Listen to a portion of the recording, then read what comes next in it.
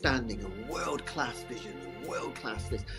I'm a real leadership geek, honestly. I've spent my whole career reading books and chatting to people. I just find the whole thing and the announcement, the way it's been announced, bizarre. If you could move away from a model where teachers are so intensely focused.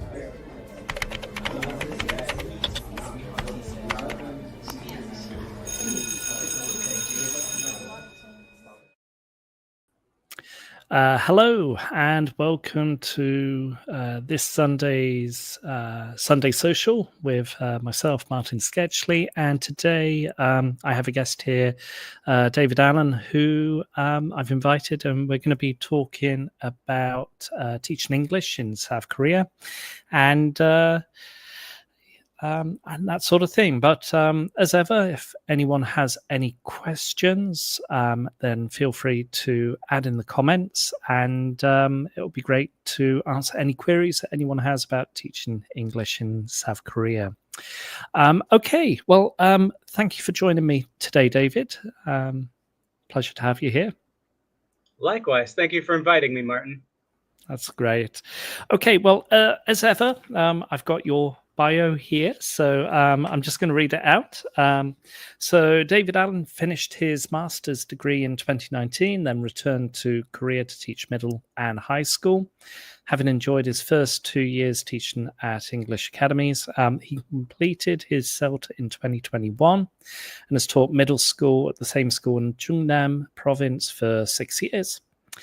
He's been a contributor to the Korea TESOL English Connection magazine, assisted with their podcasts, and when not teaching English, he makes audiobooks, hikes, and has written several novels as well. So quite an interesting background. Thanks. I wish I could say I've written 7, but I've only written 5 so far. All right. Okay. Well, nearer towards 7, I suppose. Now, let's get started. As ever, with any guests that I have on the show, we tend to just dive into that person's background into teaching and how did you get into teaching in South Korea? Was there anything that you did before coming to Korea at all? Well, I did a number of different things, but in the beginning, it's a tale as old as time. You turn 18 and then you leave the house to go find out what kind of life you're going to build. Well, my story was a little bit different. When I turned 18, my mother went to South Korea to teach English and just left me at home. I was studying college and working in life insurance and bagging groceries at the local grocer. And so she kind of scouted the area for me first. Now, at the time, I had no idea that I would be teaching in Korea. If someone told me I was going to one day, I wouldn't have believed them.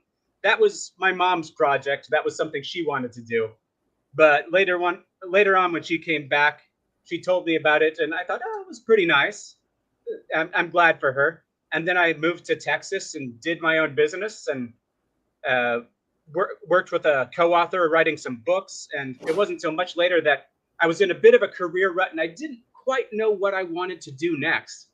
And I was talking to a pastor friend about it, and he said, well, why don't you go teach in Korea? When I didn't know what I was going to do next, I went and taught in Korea, one of the best experiences I've ever had.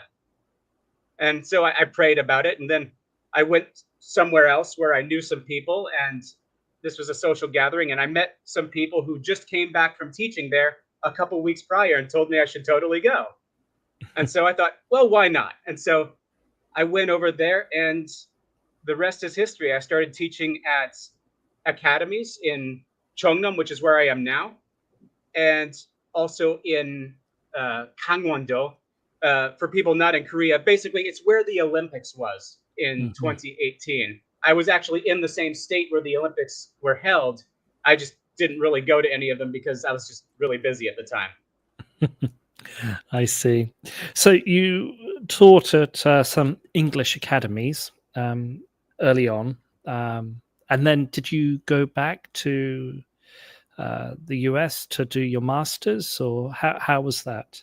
Well, briefly, I went back for a short time, and then I actually decided to do my master's instead of in the United States, in the Philippines, at a school that had the same accreditation as the American colleges, and the price was maybe 1/6 as much.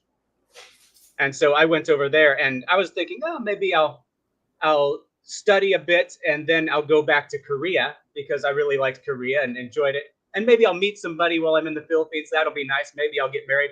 Turns out the school I went to was a complete, like, this is where married people with families go to get their degrees and focus on it as seriously as possible. And so I didn't achieve that, but I did get a degree in about a year and 6 months and had a lot of fun, learned a lot of things, and got to go back to Korea right after. Right, I see.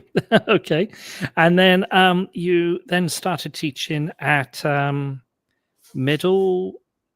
You taught at middle schools and high schools. Is that right? And that's what you're doing now? Yes, I initially thought that I was going to go and teach in some universities, but the universities didn't call back, but the middle schools did. And I was a little bit nervous at first. I had some bad experiences when I was a student in middle school. And I thought, well, I don't want to go to an environment where the students are like that. But when I taught at the academies, the middle schoolers I always dealt with were very pleasant, very polite. They might have been a little bit tired, and it's understandable once we get into what students have to go through. But I thought I'll give it a shot. And I went there, and I just had the mindset that if I can just make sure that their middle school experience is better than the one I had, then that's a real success. And so far, I think I've succeeded. That's quite interesting. Particularly your experiences within possibly middle school and how it's informed your aspect of teaching as well. Oh, absolutely. Yeah. Okay. Well, in terms of Korea itself, my background to Korea was in the mid 2000s when I first arrived here, having taught for 3 years, and then I returned back, about 15 years later. I suppose once you've experienced living abroad and working abroad. Apologies, my cat is jumping around at the moment. I can't hear it. I wish I could. That's fine. But anyway, when it comes down to that experience abroad, much like what your mother has done and what you have experienced as well, there's always this sense of there's something greater than maybe where you were brought up, and the world is grander than what you could possibly perceive at a young age. But in terms of Korea, it's quite different to other countries like the US and the UK. What challenges, what struggles did you encounter when you first came to Korea? Well, the language was at first a bit of a challenge. With learning the language, and I didn't really make it that far. I made it to maybe lower intermediate level, which from what I've heard is pretty good. But it's one of those weird situations where you can learn how to pronounce the words and you can learn how to read. And so you're able to read pretty fast, maybe half as fast as a native speaker. But because you don't have the vocabulary, because you don't have the semantic field of growing up in Korea, you don't understand what you're reading. And that's an experience that you don't really get when you're learning your first language, right? You already know these words in your head, and then when you recognize a word and you see it for the first time, you're like, oh, camel. Okay, I know what a camel is. I have a picture of a camel in my brain. But imagine reading an entire paragraph and people going, oh, wow, the pronunciation is so good. But you have no idea what you just read. That's true. That's interestingly for me, how I learnt Hangul, the Korean alphabet, was road signs. And with road signs or anything written in Korean for public transport, at the top is Korean Hangul, and then at the bottom is the transliteration. And I could never sit down and study Hangul. But then I found looking at the road signs, having that sort of pronunciation and prediction, that repetition, that kind of informed me how to pronounce things, how to learn to read. But there's a lot that you've mentioned that echoes with me, because I can read things, but I'm not necessarily aware of what they are. And I always refer to my phone or my dictionary to try and work out what these verbs, adjectives, and nouns are. Yeah. Yeah, but what you did, your experience is very similar to mine. Around September, I decided I was going to go to Korea, but I didn't actually go over until the February of next year. So around October, November, I went on, I think it was Korean class 101, but there's plenty of places you can go. Talk to me in Korean. You can speak Korean. These are all good resources. And you learn the basic rules of Hangul. And then when you get here, that's what you do. You look at the street signs. And at first you think, okay, I am going to, as I'm walking by these street signs, I'm going to pronounce one block of text. Basically, each block of text is a syllable comprised of 2 to 4 letters. And so I'm going to read out loud each one at a time. Ha, na, ro, ma, t, like that. Hanaro Mart, which is a grocery store. And then later on, you think, okay, I am going to read the whole word at a time. Hanaro, matu.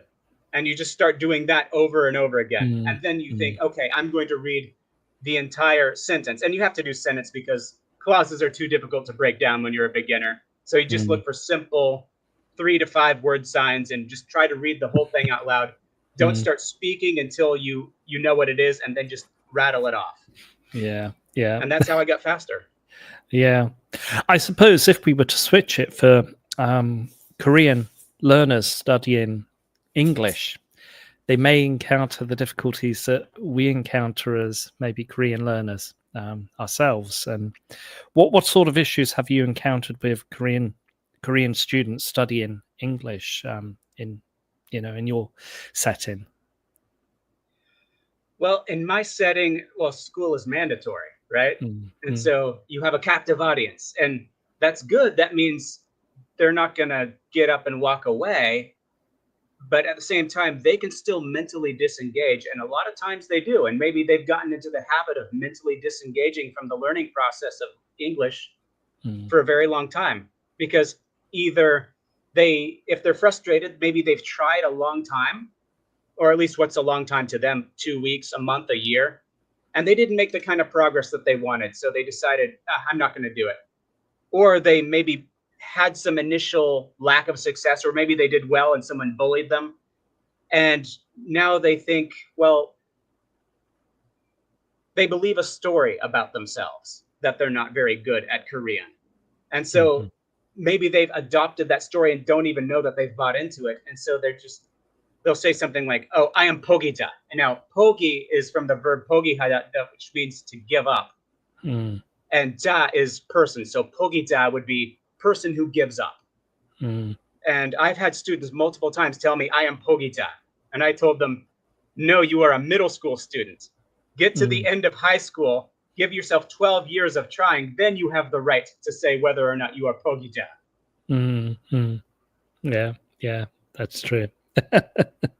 I suppose for English learners in Korea, they have also the added pressure, parental, societal pressure to learn or to pass particular exams. So TOEIC comes to mind in Korea. Yeah, TOEIC is big especially for once you're getting into the job market, and that's very speaking focused.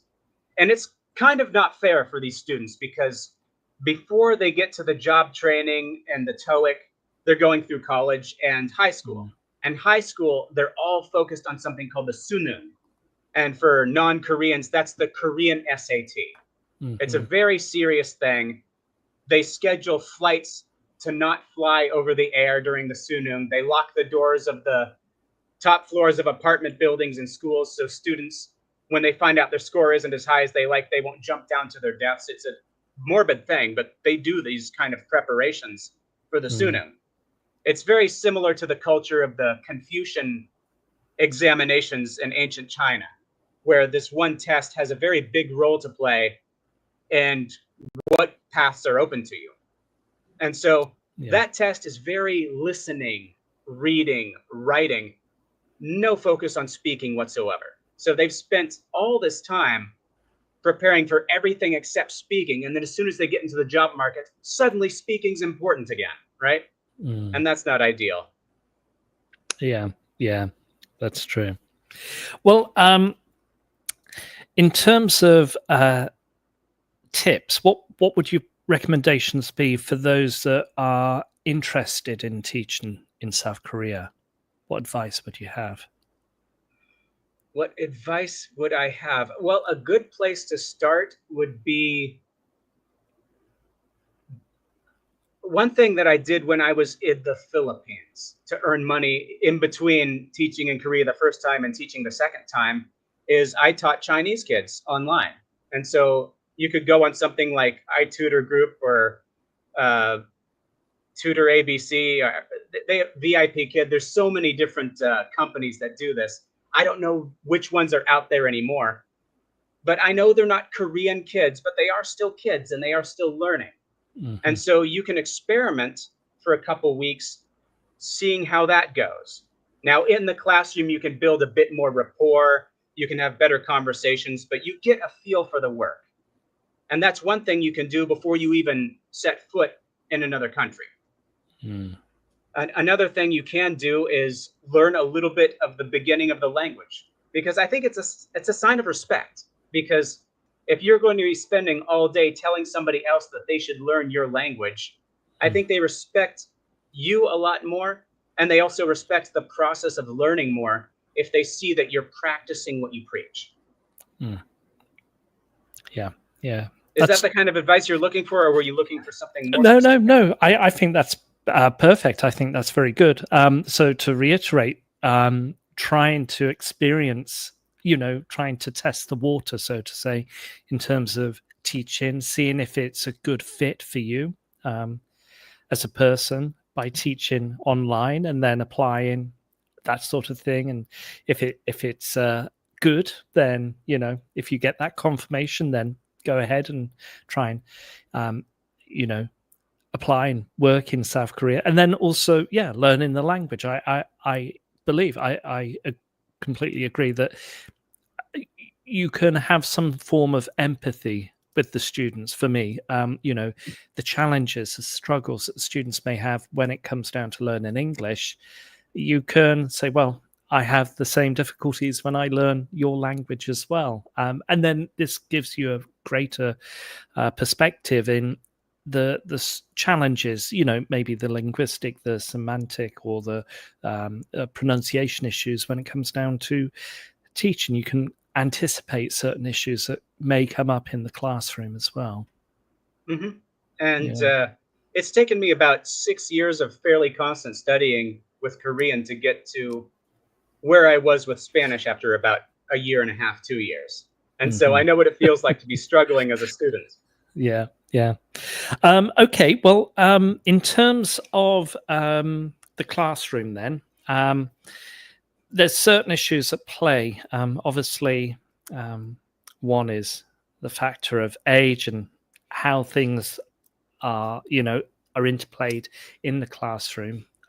But there's also the issue of mixed ability classes, particularly when you're teaching in maybe a private academy or within middle and high school. You're going to be teaching students who are usually the same age, but their levels are going to vary.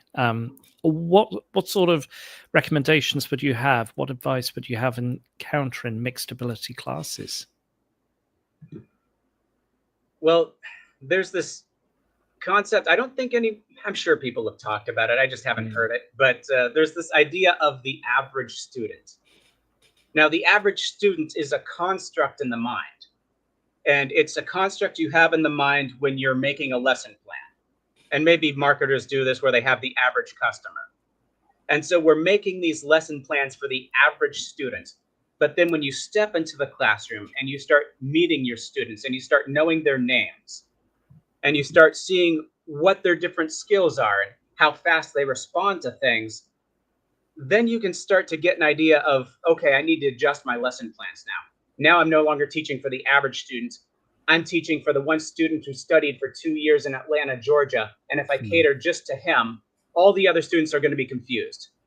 And if I cater the lesson to the other person who can't spell their name and their name is 2 letters long, then all the other students are going to disengage. And so you start needing to differentiate things a little bit. Mm-hmm. And so there's several things you can do. And I've been very spoiled because I work with a very good team.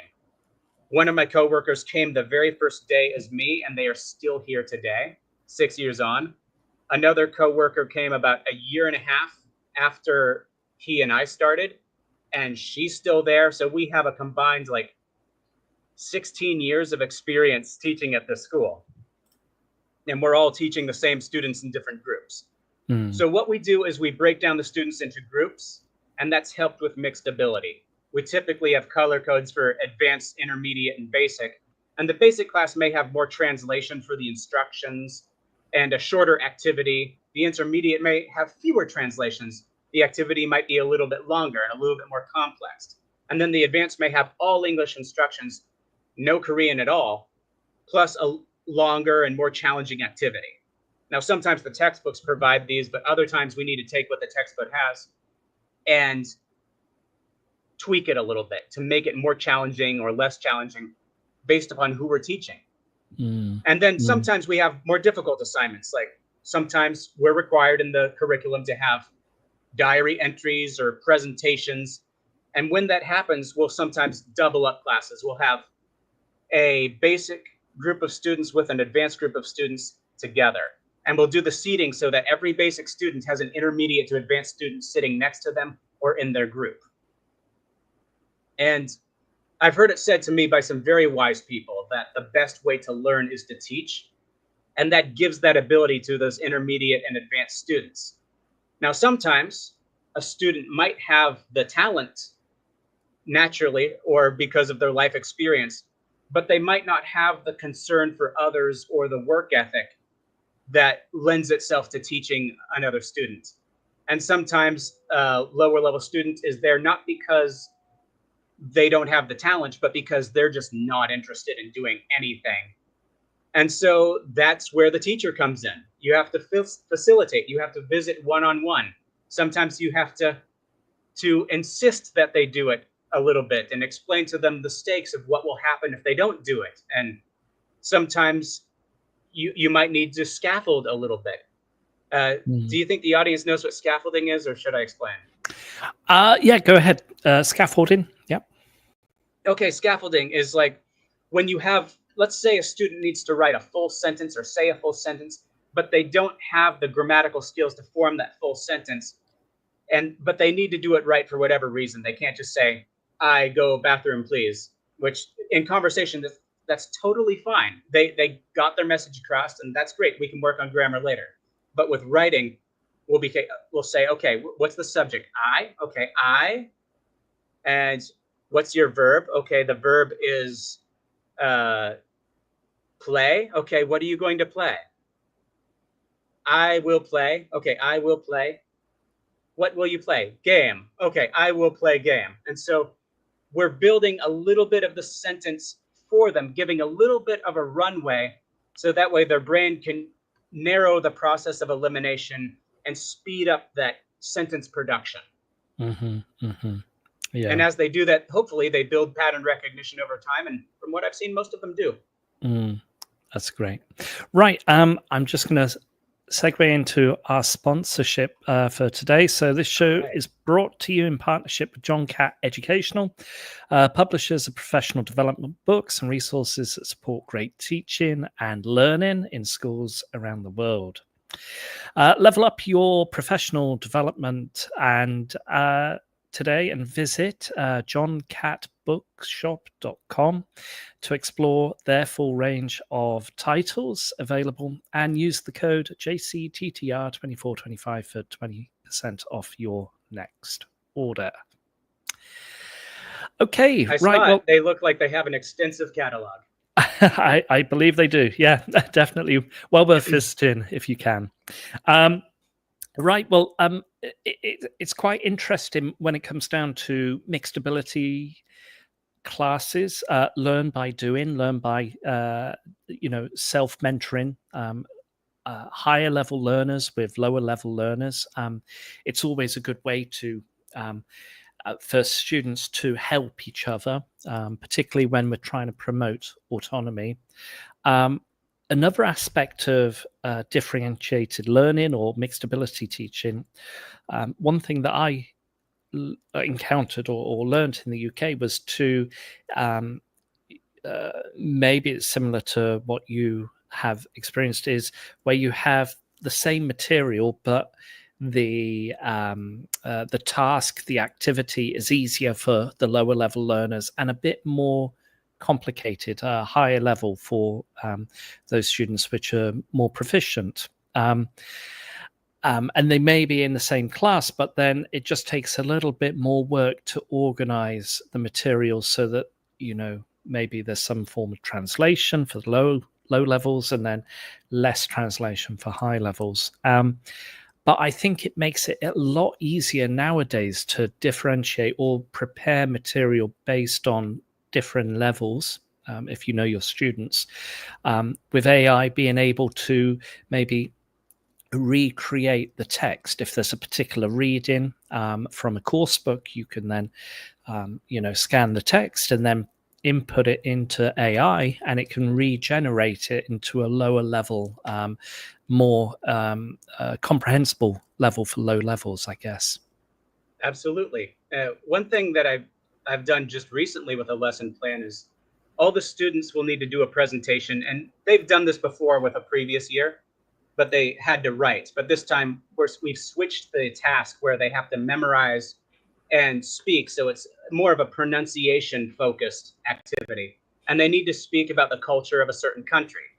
And so I used AI and prompted it to say, okay, I want, A1 level for Korean middle school students learning English, maximum 150 words about Kazakhstan. And they'd make a script, and I'd say it needs to have these things like, what are the neighboring countries? Have they been friends in the past or enemies? Where do they grow most of their food, and what do they eat for food? What kind of house do they live in? And I've done that very quickly with about 20 different scripts. And in the past, that would take me a week. Now it takes me an hour and a half. That's great. That's great. Okay, well, I'm going to be moving on to maybe the interests of educational departments and different stakeholders.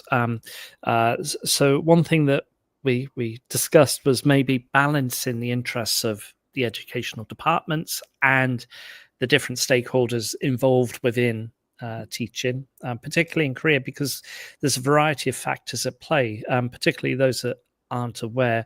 You have the if you're working at a private academy, you have the directors, and then then you have the parents, and you've got the students, and then you've got your co-workers, and if you fill into the frame of public schooling, then you've got maybe your co-teachers and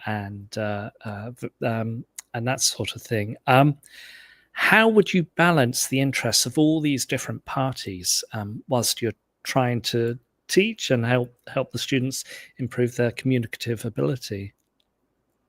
Well, I think on the one hand, it's easier with academies because you got the director and then you got maybe a couple very vocal parents. But with the school system, you have the other teachers which have their own deadlines, their own things that they need to do, and of course their own ideas of things they'd like to do. You've got the principal of the school, you've got the parents who are talking to the teachers and to the principal, and you've got the board of education for whatever states that you're in. And so they all factor in. As far as the state board, what usually happens with them in a way that affects me is they'll say when the final exams have to be finished and the grades have to be turned in and student comments have to be turned in. Now, it has happened that they'll require the final exam to be finished and turned in 5 weeks, 6 weeks before the semester even ends.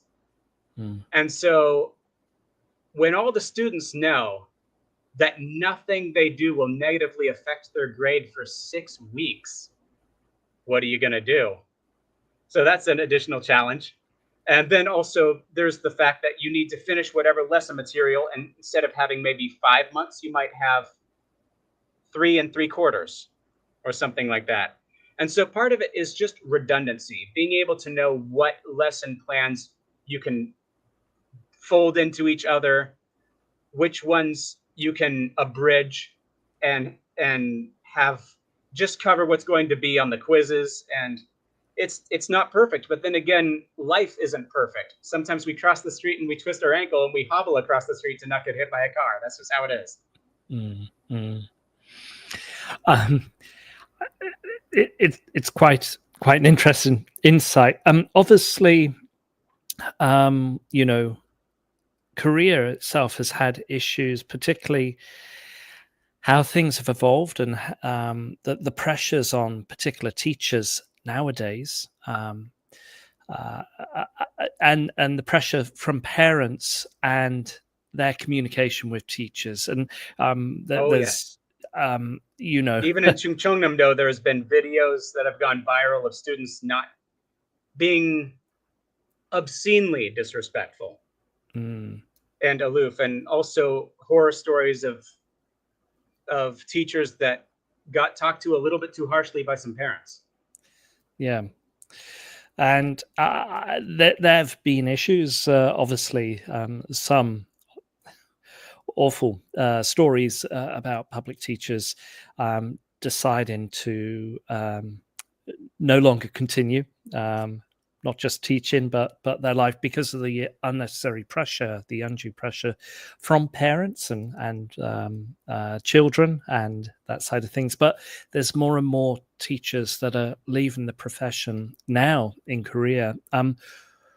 How, you know, I've had my issues in private academies when I first came to Korea, trying to balance all these issues of, you know, parental requirements, directive requirements, student requirements.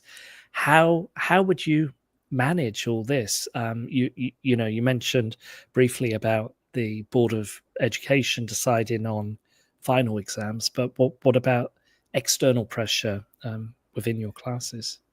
Well, that's a very good question. With the pressure of, say, parents, a lot of parents don't talk to me or other foreign teachers for the same reason a lot of Koreans don't like to talk to foreigners. They studied English for 12 years, maybe 13 years, and they don't, and maybe they can string a sentence together really well. Maybe they can speak quite eloquently, but no matter how eloquent they are, their mental confidence is not there. And they don't want to feel the shame or the insecurity of talking to the foreigner. So they'll kind of dump that pressure on the teachers who are native Koreans. But it does affect us in terms of, we still work with these teachers. We still share activities and assignments. We still talk about placement of students in different groups. And we have to make decisions that take their interests into account, but also what are going to be best for the students' learning and for their morale. And then finally, we have extra classes that don't necessarily have anything to do with grades, but every grade, M1, M2, M3, these are the different years of middle school, they have these classes with us. And so the feedback from the parents play a role in that. So let's say the parents want their children to have more literature, right? They're not learning enough literature. They're learning about building a food cart, or they're learning about the planets in the solar system, but they want their kids to know Shakespeare instead, right? So they talk to the principal or the native Korean teachers, and then they talk to us, and they're like, look, we need a program that's going to teach them literature. And fortunately, if you read Stephen Krashen, he has research after research posted, and some I think he's done himself, that say one of the best ways to improve your writing ability and grammar ability when learning English is to read a lot. And so no matter what idea they throw at us, if we create a program where they can read about these different things, it's going to be a benefit to them. And so that satisfies the interests of the parents, that satisfies the interests of the students, whether they're interested or not. It's in their best well-being to learn how to read better and how to write and grammar. And it satisfies our interest of knowing that we're doing a good job and trying to satisfy these competing interests as effectively as possible. And so we'll make a program about The Merchant of Venice, or about Hamlet, or something like that. Or Gift of the Magi is one we recently did. That's interesting. Yeah.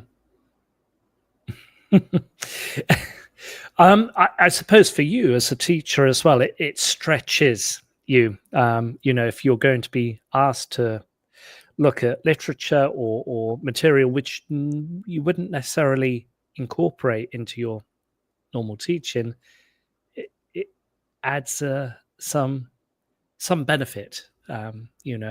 Getting students immersed into literature. And to be clear, we have abridged versions. It's not we're going out there and doing the 3-minute monologues. Wherefore art thou, Romeo? Yep. There are a variety of graded readers, of course. I suppose, or abridged versions of literature.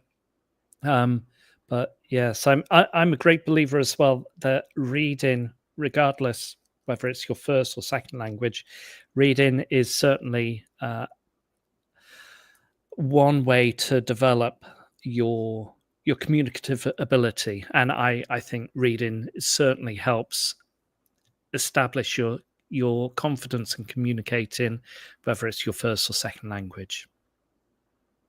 Yeah, absolutely. Yeah.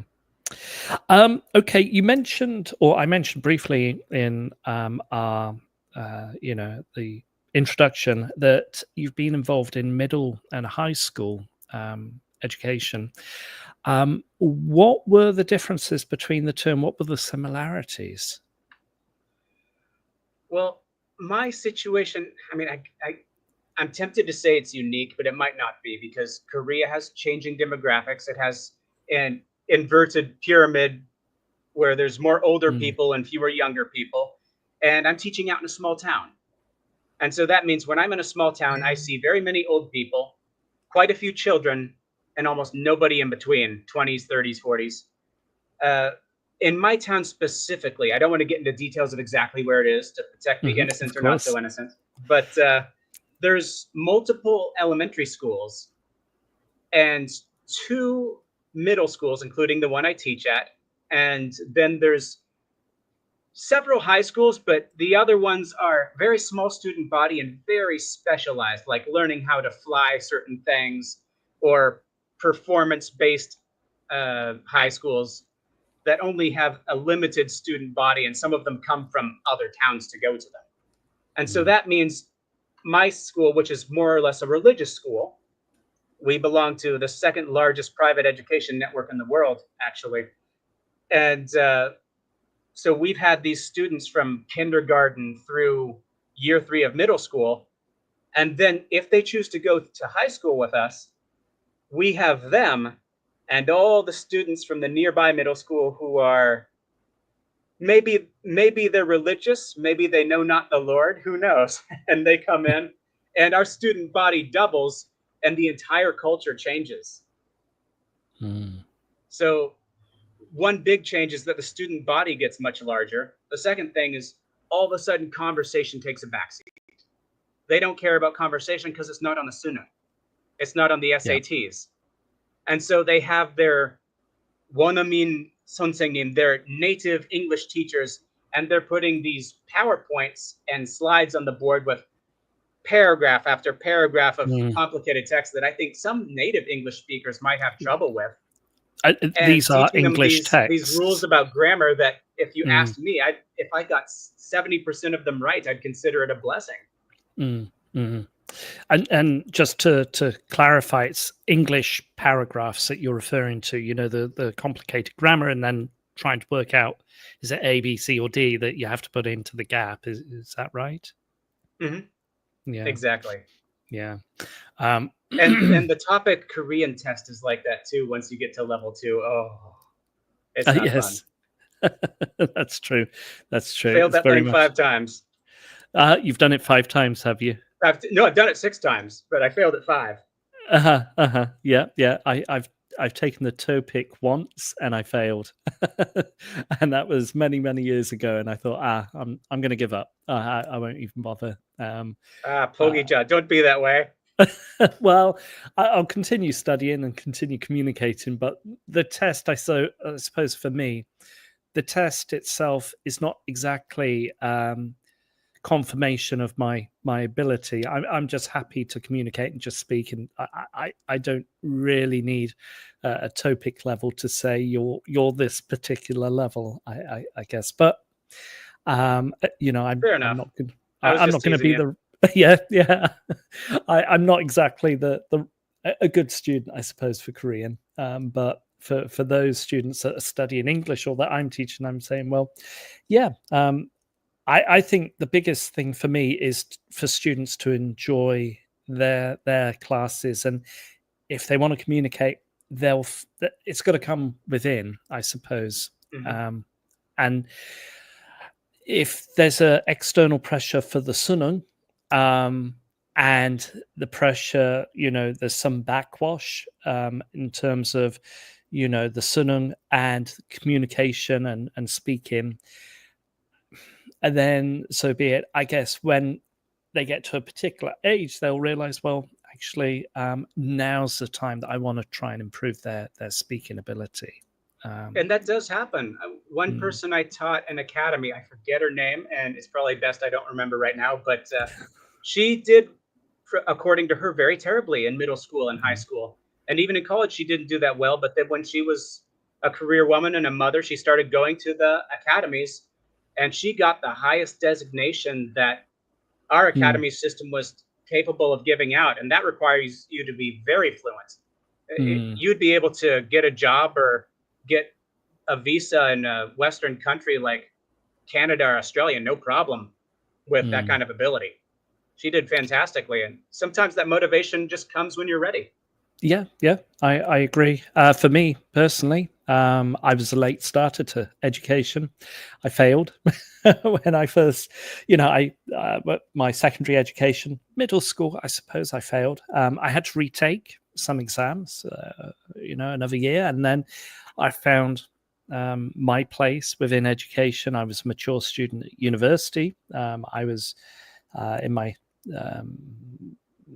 20s, I suppose 24 when I started university, and all my compatriots were 18. So I have a lot of sympathy and empathy for those students that have that struggle now, or they're like 17, 18, 19 years old, and they have that challenge of, right, I've got to get the best sunung, I've got to get the best mark, I've got to try and get I've got to get to the Sky universities, Seoul, Goryeo, or Yonsei. Those being the three top universities in Seoul. But, not everyone fits into a specific place, and I think one thing with Korean education, something that I've experienced, maybe you have or haven't, but there's a tendency for things to be, for things to conform. There's got to be some conforming. Everyone has to pass a particular exam. Everyone has to learn in a specific way. But then there's a variety of different ways and a variety of different factors that come into play. Well, there is something to say culturally for having these rites of passage, right? And I think the sunung is the closest thing that most women get to a rite of passage. Men get two, I'd say. They get one at the sunung and then another when they go into mandatory military service. So if they hadn't gotten competence, purpose, or direction or discipline by high school, by the military, they're going to make sure they have at least some. But it is kind of a one size fits all, and not everybody's the same shape psychologically, and I think that there needs to be more than one avenue to success. Like, for instance, I've been telling the students, look, there's aging business owners all over this country. It's worse in Japan, but it's happening here in Korea too. don't have anybody to pass their business on to. That's a route to success. You want everything to be controlled by Samsung? No, you don't. Maybe find a business you like. If you know somebody who owns a business, learn that. And there's plenty of ways to be successful without the sunim. Yeah, yeah, that's true. Right. Well, again, just a call out. This show is brought to you in partnership with John Catt Educational. They're publishers of professional development books and resources that support great teaching and learning in schools around the world. So level up your professional development and visit johncattbookshop.com to explore their full range of titles available and use the code JCTTR2425 for 20% off your next order. Well, it's an interesting avenue because a lot of, I've got friends and people that I know that have gone through the route of the, passing the Sunung, going to a good university, improving their English, getting into Samsung, and then realizing the world itself, that sort of life is very restricted. And Joe's on hell, they call it. Yeah. And they end up quitting their job or suffering. And they decide to go and pursue whatever they wish to pursue. And I think that's a great way to experience life. And I think for me, as within South Korea, I've got to try and show some life outside of the Korean hell. And for students in the classroom in South Korea, that's their opportunity to get away from that societal pressure, that those issues that constantly are placed upon them by parents and seniors and that sort of thing. Absolutely. Yeah. Okay. Well, what we're going to move on to maybe the future of ESL, and there's a couple of things that are developing and evolving in South Korea. One is the birth rate. However, I did see in the news recently that particularly in Seoul, the birth rate has increased month on month for the past 12 months now. So it's looking like it's starting to evolve and hopefully change. But what is your perspective? What's your opinion about the future of ESL in South Korea? The future of ESL, I think, is going to be as strong as ever, because even if the demand among children cannot be sustained and they decide to have fewer teachers in the school setting, look what happened just in the last couple of months. You had Donald Trump. He decided to tariff the world. He tariffed them so hard that even the Pope started getting produced domestically. And now it makes sense for a lot of countries, including Korea, perhaps, to open some of these factories in America. And if you're going to be having Koreans opening factories in the United States, opening them up in other countries, then the people overseeing these factories and training the new workers, they need to know English. So the demand for English has just gone up. Have you seen some interest with regards to English in the past, like post-COVID? COVID kind of put a block onto English education, I guess. I'm not entirely sure because I was in the UK at the time, but has there been greater interest in English amongst your cohort of students?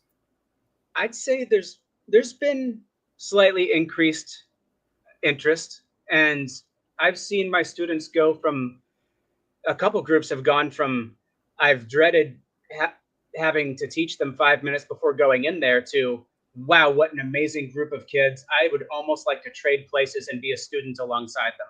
They've developed so much, and I'm proud of them.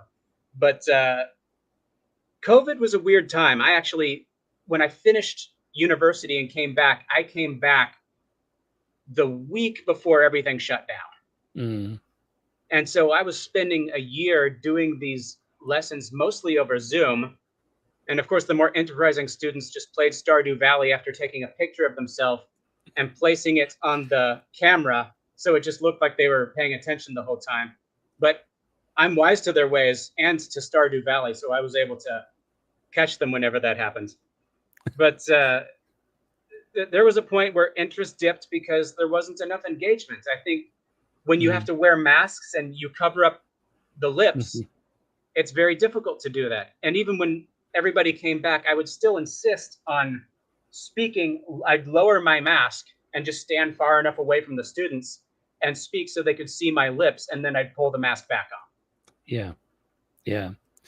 I think we still haven't seen the full psychological and educational impact that era has had on the upcoming generation of kids. And I've seen a little bit, I think, on just the new group of students that have entered M1.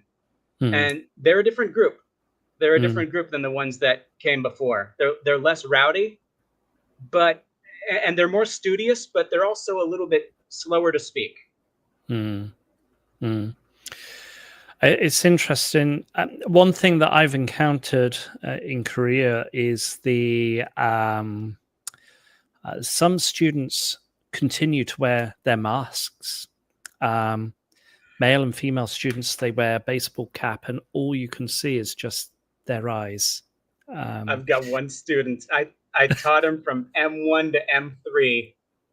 Always wore a black mask. Yeah. And either a hoodie or a cap.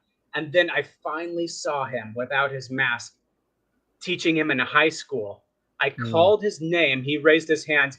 I didn't even recognize him. Yeah. And normally I can recognize just the eyes because even though it is Korea, everybody has black hair, everybody has the Asian eyes. You can tell the difference after you've known somebody for 4 years.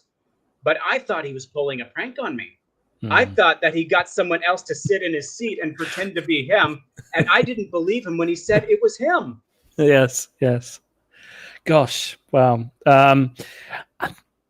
I always am rather self-conscious when I get to speak to a student individually, one-to-one, and have a tutorial with them, particularly when they have the sort of black cap or the black hoodie and the black face mask.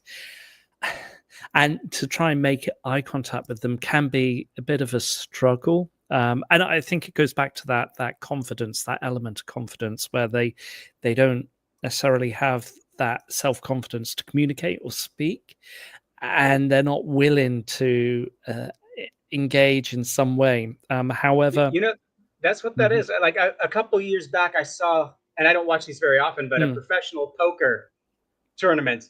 And there was a couple guys that do things like they draw their hoodie in like Kenny from South Park, so you only saw like the eyes and a little bit of their face, or they'd have sunglasses on, and they would all do these things to hide their tells because they don't want the other person to read them. And that's kind of what this is. There's some insecurity, and they just feel safer putting up a barrier. Yeah. However, on the other hand, I have worked quite hard with some, not all students are like this, but the few students that are like that, I have worked quite hard at trying to get them and break down that pressure and say it doesn't matter if you don't know, it's fine, that's okay, and as long as you make an effort. And they do start to feel that sense of self-worth, and they feel that sense of confidence starting to rise, and they become more vocal, particularly for courses that I run, like presentation courses. They start off with very, very little confidence whatsoever, but then I get them at the front of the classroom. They deliver their presentation. I praise them just for the fact that they've actually stood up in front of 30, 40 other students and delivered a 1 or 2 minute presentation. And then they find that voice that they sorely need. I'm so glad you said that, because mistakes are how we learn. And I tell my students, if you're not making mistakes, you're not learning. I want you to go out there and make some mistakes. I mean, don't continue to make the mistakes you already know are mistakes. Diversify, make some new ones. Yes. Invest in some new mistakes. Yeah, absolutely. And And the I more, try to always praise students. I remember reading, I think it was The Happiness Advantage by Sean Acor. He was talking about how there's a certain ratio of positive to negative feedback that's optimal for happiness. I think it was close to 7-1 positive to negative. And so if you can try to keep it closer to that number, it's really good for morale. yes, yes, yeah. Try again, fail again, try harder, fail harder. And there's a particular quote that I heard. I think it was a speech given at the Oscars or something like that, but I'm not sure, or the British equivalents. But anyway, in terms of post-COVID, then the big thing was online education, and I think for teachers themselves, they had to shift. And how is online education or hybrid learning within Korea? What's your experience? Well, I haven't had too much experience with hybrid learning after COVID because it's no longer distance learning. Now we do use smart whiteboards, and so we do use mixed media, and I guess you can call that a sort of, what was the term you were using? Hybrid teaching. A hybrid teaching. Yes, and I think there's a temptation, and you guys covered this very well in your Dog Me podcast about over relying on screens and technological equipment. But that's why I have printouts. That's why I have prompts and things like that. But yeah, there's not so much distance learning anymore, and so it's all in class. And I try to keep it as conversational as possible. That's great. That's great. Right. Well, we're going to finish there, unless you have any final pointers or any other aspects you want to cover. No, not exactly. I mean, the thing about mistakes are how we learn and positive reinforcement, I think that would be the one more bit of advice I'd give to people wanting to teach in Korea. I think people remember that a whole lot more as students. I mean, there's this phrase. I might get this wrong, but it was like, "엄마의 친구의 아들, omtina."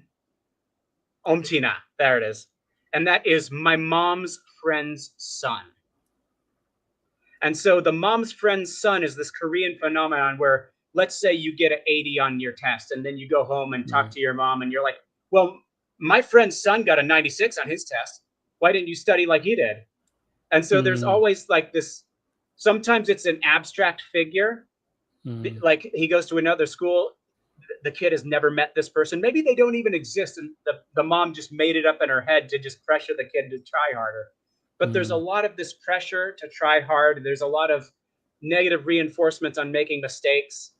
And I think for people that get kind of stuck in that fixed mindset, hearing a couple words of affirmation, a couple compliments, that might be the only compliment they hear all week. It's so good and so important for them. So I would recommend be the guy who says something nice to the kid. Yeah, absolutely. Or to the adults. The adults don't have it any easier. True. That's true. That's very true. Yeah, I agree. I agree with you. Yeah.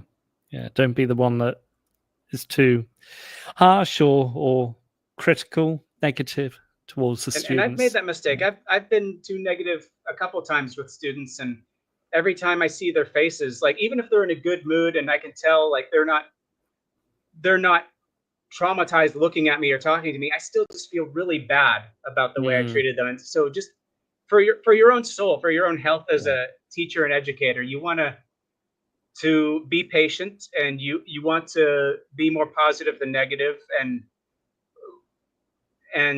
even if someone isn't really showing an interest in their education, even if it seems like they can't be bothered, push them a little bit because it's your job. But like we said before, sometimes people are just ready when you're ready. And if they push back a little bit, all that additional energy is better spent helping the people who want to be helped and not turning into a bully. Well, yeah, wise words. Huge thanks again, David, for joining today's show. It's been a pleasure to have you, and I hope the audience who's joined us has learned maybe something, or have some, some inspiration about coming to Korea, education in general, and any of the topics that we covered. But huge thanks again for agreeing to join this show today. Thank you, Martin. Thank you. All right. Well, we'll finish off there. So thank you again to everybody who's joined. I'll see you in a fortnight's time, in 2 weeks' time, with another Sunday Social. And I hope everybody has a great week. Thank you. Outstanding and world-class vision and world-class this. I'm a real leadership geek, honestly. I've spent my whole career reading books and chatting to people. I just find the whole thing and the announcement, the way it's been announced, bizarre. If you could move away from a model where teachers are so intensely focused.